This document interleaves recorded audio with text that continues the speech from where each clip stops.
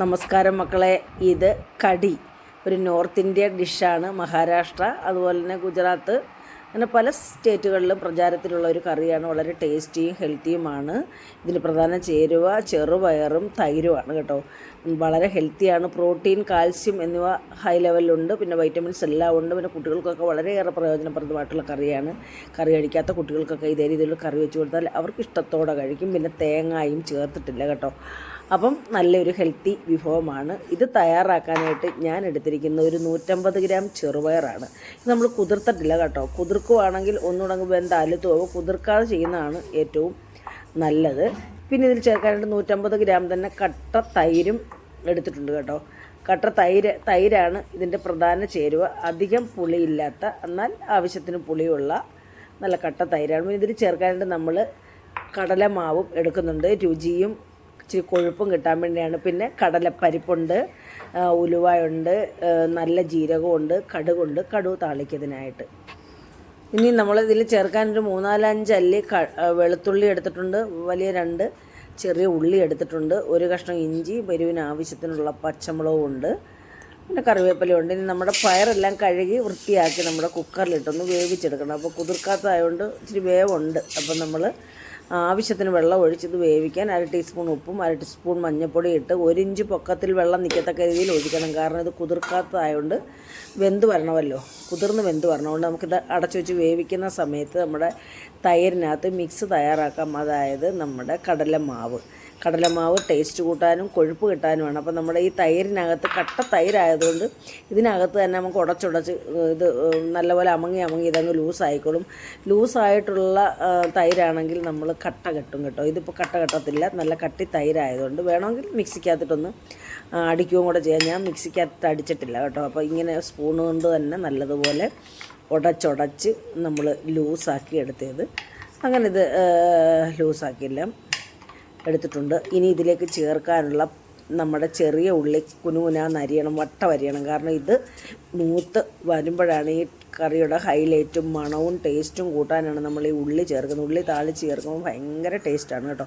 അതുപോലെ വെളുത്തുള്ളിയും ഇഞ്ചിയും ചേർക്കുന്നത് ടേസ്റ്റ് കൂട്ടാനും അതുപോലെ തന്നെ ഗ്യാസിൻ്റെ പ്രോബ്ലം ഉണ്ടാകാതിരിക്കാനും വേണ്ടിയാണ്. പയറായതുകൊണ്ട് ഗ്യാസിൻ്റെയൊക്കെ ഒരു ചെറിയ പ്രോബ്ലം ഉണ്ടാവുമല്ലോ, അതുകൊണ്ട് അങ്ങനെ ചേർക്കും. പിന്നെ നമ്മൾ 2 പച്ചമുളകും നമ്മുടെ വെളുത്തുള്ളി ഇഞ്ചിയുടെയും കൂടെ ചതയ്ക്കുന്നുണ്ട്, എരിവ് കിട്ടാൻ വേണ്ടി. പിന്നെ കുട്ടികൾക്കൊക്കെ കഴിക്കുന്നതായതുകൊണ്ട് നമ്മൾ എരിവ് വളരെ കുറച്ചുമാണ് ചേർക്കുന്നത്.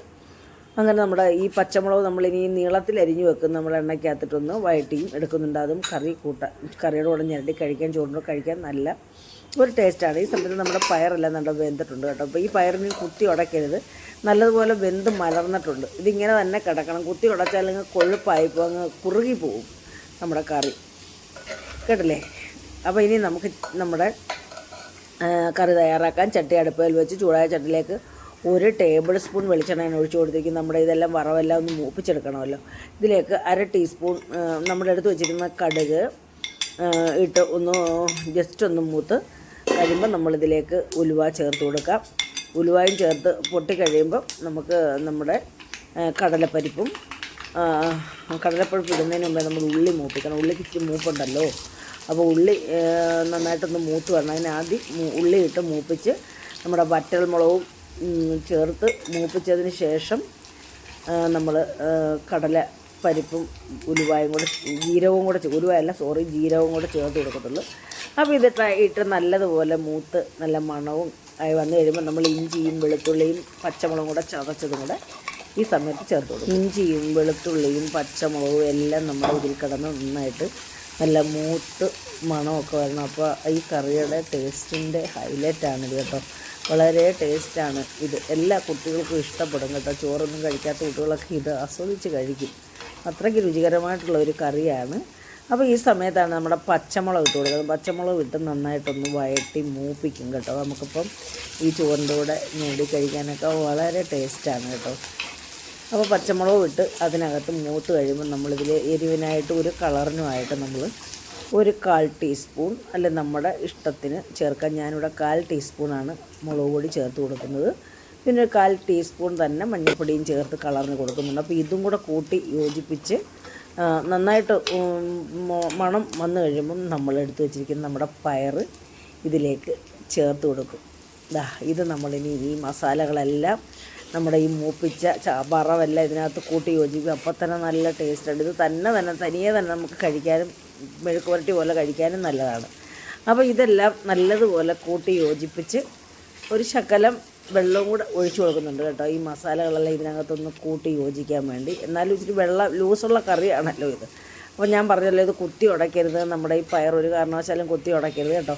അപ്പോൾ ഇതിലേക്ക് നമ്മൾ ഒരു 1/2 കപ്പ് വെള്ളവും കൂടെ ചേർത്ത് കൊടുത്തു കേട്ടോ. അപ്പോൾ നമ്മുടെ ഈ മസാലകളെല്ലാം നമ്മുടെ ഈ പയറിനകത്തുനിന്ന് പിടിക്കാൻ വേണ്ടി വെള്ളം മയം ഉണ്ടെങ്കിൽ അതെല്ലാം ഒന്ന് കൂട്ടി യോജിപ്പത്തുള്ളൂ. ഈ സമയത്ത് നമ്മൾ തൈരും കടലയും കൂടെ ചേർത്ത് കൂട്ടി വെച്ചിരുന്ന് നമ്മളത് ഒഴിച്ചു കൊടുക്കുകയാണ് കേട്ടോ. ഒഴിച്ചു കൊടുത്ത് കൂട്ടി യോജിപ്പിച്ച് കണ്ടില്ലേ, അപ്പോൾ തന്നെ കഴിക്കാൻ നല്ല ടേസ്റ്റാണ് കേട്ടോ, നല്ല രുചിയാണ്. ഇത് ചേർത്ത് നമ്മൾ കൂട്ടി ഇളക്കി ഉപ്പുമൊക്കെ നോക്കി നമുക്ക് ആവശ്യത്തിന് ഉപ്പും ഒക്കെ ചേർത്ത് കൊടുക്കാം.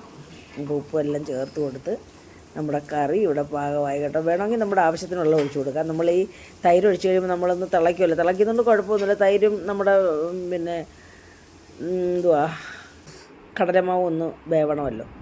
അപ്പോൾ നമ്മുടെ കറി ഇവിടെ നല്ല കറക്റ്റായിട്ട് കുറുകി വന്നിട്ടുണ്ട്. വേണേൽ കുറച്ച് വെള്ളം കൂടി ഒഴിച്ച് ലൂസാക്കാം കേട്ടോ. അപ്പോൾ ചപ്പാത്തി കഴിക്കാനും ചോറ് കഴിക്കാനും കഞ്ഞി കുടിക്കാനും ഒക്കെ പറ്റിയ നല്ലൊരു ടേസ്റ്റി കറിയാണ് മക്കളെ.